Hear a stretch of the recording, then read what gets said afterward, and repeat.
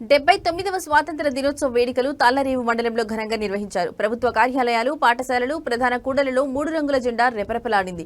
స్థానిక మండల పరిషత్ కార్యాలయం వద్ద ఎంపీపీ రాయుడు సునీత జాతీయ జెండాను ఆవిష్కరించారు. రెవెన్యూ కార్యాలయం వద్ద tahsildar P Trinatharao, Korangi police station వద్ద ఎస్పీఐ సత్యనారాయణ, సుంకరపాలెం పంచాయతీ వద్ద సర్పంచ్ టిల్లాపూడి నాగేశ్వరరావు, కోరంగి ఎంఎస్ ఎన్ భవనం వద్ద మాజీ జెడ్పీటీసీ సభ్యురాలు పొన్నమండ రామలక్ష్మి జాతీయ జెండాను ఆవిష్కరించారు.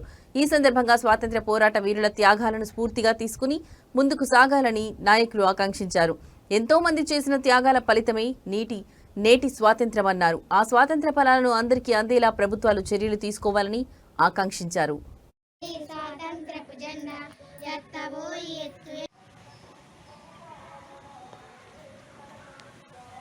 సెల్యూట్ చేయండి అందరూ.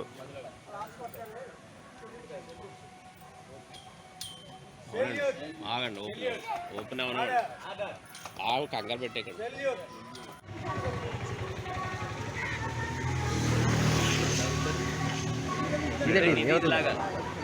తాడబెట్టుకున్నాను.